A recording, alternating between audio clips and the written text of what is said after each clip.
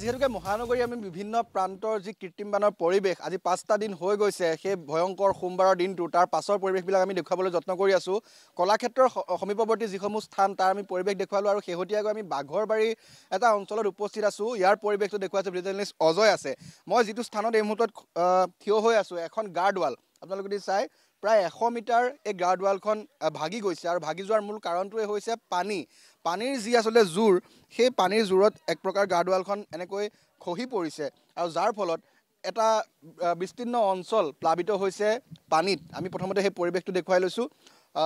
আপোনালোকে সেয়া লক্ষ্য কৰিছে এখন পকী গাৰ্ডৱাল কিন্তু সম্পূৰ্ণৰূপে ভাগি গৈছে সেইখন একমাত্ৰ পানীৰ বাবে আৰু এই গাৰ্ডৱালখনৰ সিটোপাৰে থকা যিসমূহ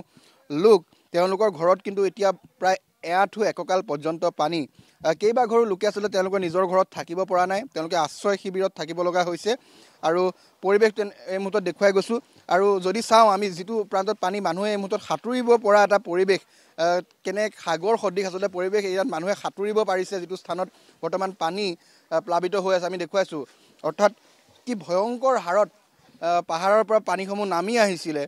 আৰু সেই পাহাৰৰ পানীয়ে কেনেকৈ এই অঞ্চলটো প্লাবিত কৰিলে এই দৃশ্যাংশসমূহ দেখি আপোনালোকে অনুমান কৰিব পাৰিছে এখন পকী গাৰ্ডৱাল যথেষ্ট এখন মজবুত গাৰ্ডৱাল আছিলে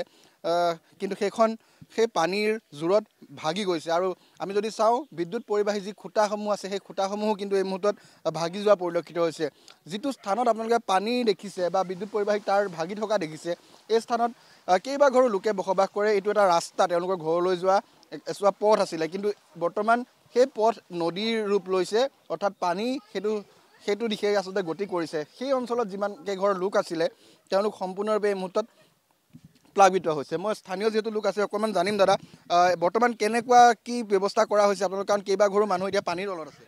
পানীৰ তলত আছে আমিও পানীৰ তলত আছিলোঁ থাকিলে মানে একাঠো ঘৰৰ ভিতৰত পানী ৰাস্তাত পানী হোৱাৰ বাদেই দিয়ক তাৰপিছত এইফালে আপোনাৰ গাৰ্ডৱাল ভাঙি গ'ল এতিয়া হাতীৰ ভয় পানীৰ ভয় এতিয়া হাতীয়ে চামনে না পানীয়ে কমাম ঘৰ পানী সিঁচি তত পোৱা নাই ইমান কালিৰ পৰা না খাব পাইছোঁ না শুব পাইছোঁ গোটেই ৰাতি বহি পোহৰ হৈ গ'ল এতিয়া এনেকৈ গোটেই দিনটো গ'ল এতিয়া কি কৰোঁ কি নকৰোঁ উপায় পোৱা নাই এতিয়া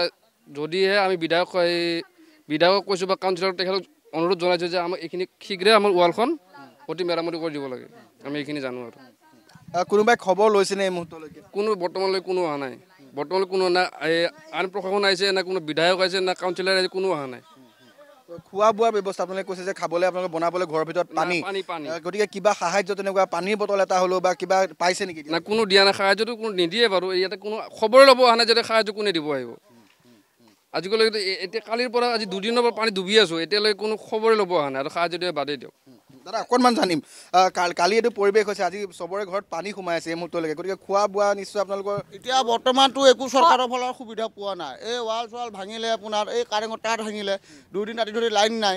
আৰু ৰিলিফৰ কথাটো বাদেই দিয়ক খোৱা খাদ্যৰ কথা বাদেই দিছোঁ বুজি পালে আৰু আপোনাক কিনো ক'ম এই পানীয়ে এইবিলাক চাওক লাইনৰ পষ্ট পৰি কেনেকৈ তাৰ ৰাস্তাত মানুহ মৰিব লগা হৈছে বিদ্যুতৰ তাঁৰ পৰি কেনেকৈ ৰাস্তাত পৰি আছে এইবিলাক বৰ্তমান বাচিব পৰা পৰিস্থিতিত নাই এতিয়া যদি হাতী যদি একজাক আহে চব মানে আগফালে মানে পশ্চিম ফালে যাব লাগিব হাতী আহিয়ে থাকে আপোনালোকৰ নন ষ্টপ আহি থাকে ৰাতিও আহে দিনতো আহে কালিৰ পৰা বিদ্যুৎ নাই লাইন নাই কাৰেণ্ট নাই একোৱেই নাই ঘৰত এতিয়া চলিম কেনেকৈ আমি চলিব কাৰণে কিবা এটা আমাক উপায় দিব লাগিব আমি চৰকাৰক জনাইছোঁ যে আমাক কিবা এটা উপায় কৰি দিয়ক বা বেলেগ নহ'লেও আমাক গাৰ্ডৱালখন দিব লাগে